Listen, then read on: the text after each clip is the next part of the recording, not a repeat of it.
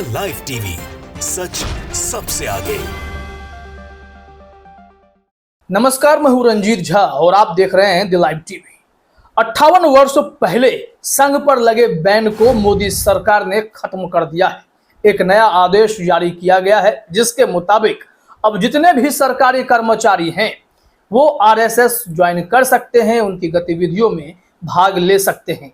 सरकारी कर्मचारी भी आपको निक्कर में, फुल पैंट में शाखा बाबू बनते नजर आएंगे, शाखा सदस्य बनते नजर आएंगे। यह फैसला उस वक्त लिया गया है जब बीजेपी और संघ के बीच करवाहट बढ़ती जा रही है। ऐसे में संघ को अचानक से मजबूती प्रदान करने का ऐसा ख्याल आया कि सरकारी कर्मचारियों को भी अब उसमें शामिल होने की खुली छूट दी जा रही है, जिस पर 1966 में बैन लगाया गया था। इस वक्त हमारे पास दोनों आदेश की कॉपी है, 1966 वाली भी और इस वक्त जो 2024 में मोदी सरकार ने आदेश जारी किया है वो भी।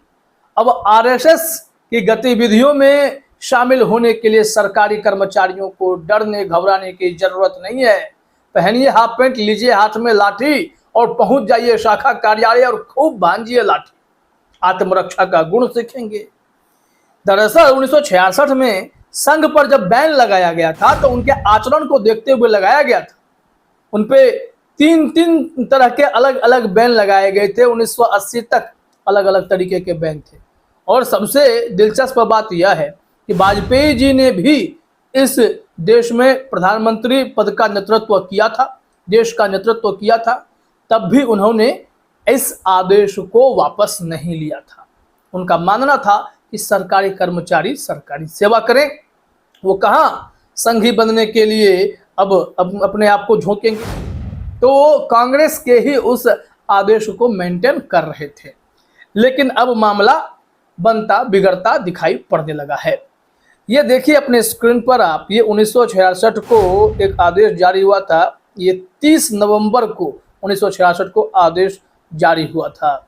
अब इसमें जो मेमोरेंडम बना उसमें साफ तौर पर लिखा हुआ है कि ये लोग जो भी सरकारी कर्मचारी हैं वो किसी भी तरीके के पॉलिटिकली एक्टिव नहीं होंगे या फिर किसी भी ऑर्गेनाइजेशन को ऐसे ही ज्वाइन नहीं कर लेंगे।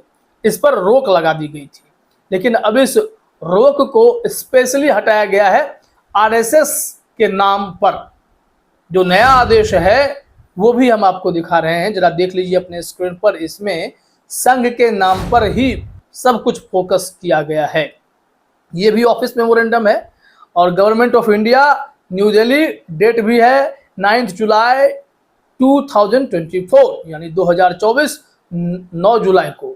और कहाँ से आदेश आया है, इसमें जो आप कॉपी देखेंगे ऊपर तो लिखा हुआ है ministry of personal, public grievances and pension department of personal and training.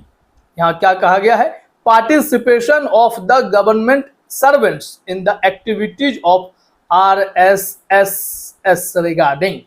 अब इन्होंने स्पेशली आरएसएस का नाम लिया है। और वहाँ जो मैं आदेश पढ़ रहा था उसमें कोई भी पॉलिटिकल पार्टीज, पॉलिटिकल ऑर्गेनाइजेशन, ये सब कुछ था। तो सिर्फ आरएसएस को यह छूट दी गई है क्या, यह एक सवाल है।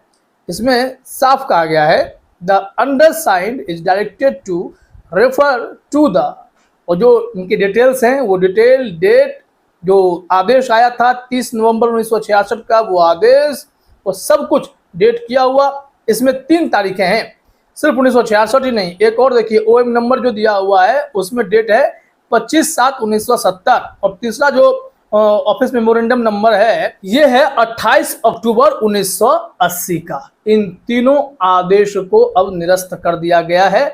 अब इसे कॉमनली यह कह दिया गया है कि इन सब बैन को हम हटा रहे हैं। पॉइंट नंबर 2 में लिखा हुआ है the aforesaid instructions have been reviewed and it has been decided to remove the mention of Rashtriya Swayamsevak Sangh RSS from the impugned OMS dated number 30/11/1966, 25/7/1970 और 28/10/1980। मतलब यह है कि अब इसे खत्म कर दिया गया है। अब कोई भी सरकारी कर्मचारी जो हैं वो संघ की गतिविधियों में भाग ले पाएंगे इस आदेश का साफ मतलब है this issues with the approval of competent authority. यह जो आदेश जारी हुआ है, एक जो कॉम्पिटेंट अथॉरिटी है, इसके लिए अधिकृत है, उसने ही यह आदेश जारी कर दिया है। तो इसमें आपने देख लिया किस तरीके का आदेश आया है।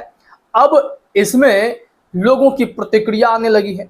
जयराम रमेश हैं, इन्होंने भी ट्वीट किया है और पवन खेरा ने भी ट्वीट किया है। पहले जयराम रमेश के ट्वीट को देखते हैं। कहा गया है कि फरवरी 1948 में गांधी जी की हत्या के बाद सरदार पटेल ने आरएसएस पर प्रतिबंध लगा दिया था। इसके बाद अच्छे आचरण के आश्वासन पर प्रतिबंध को भी हटाया गया।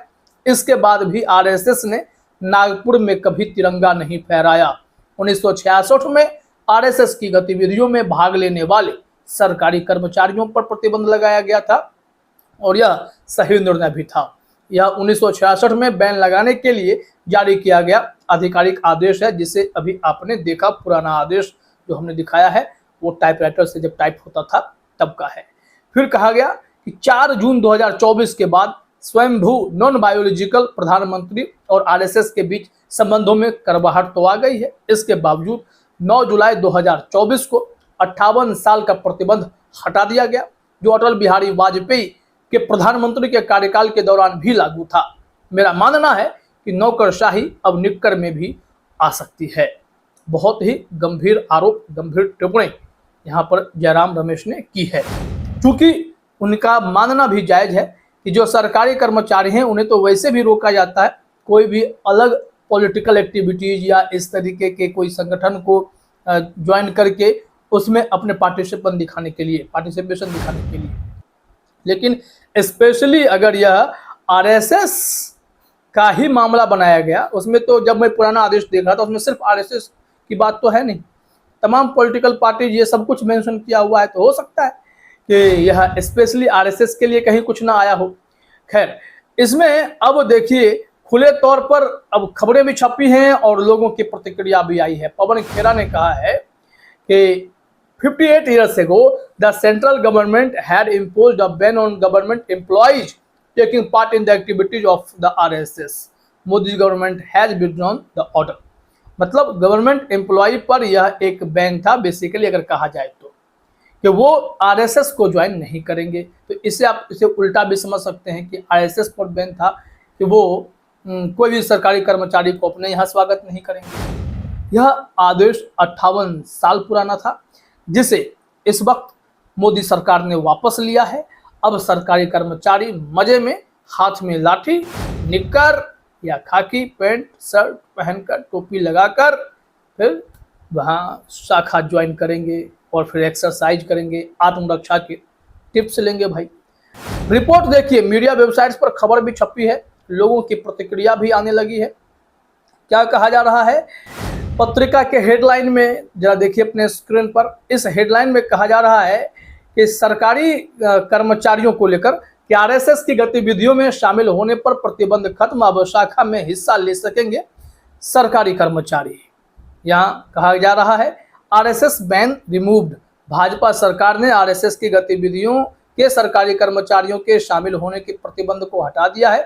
कांग्रेस सरकार ने सरकारी कर्मचारियों पर संघ के किसी कार्यक्रम में शामिल होने पर रोक लगा रखी थी और यह रोक आज की नहीं, 1966 का जिक्र है।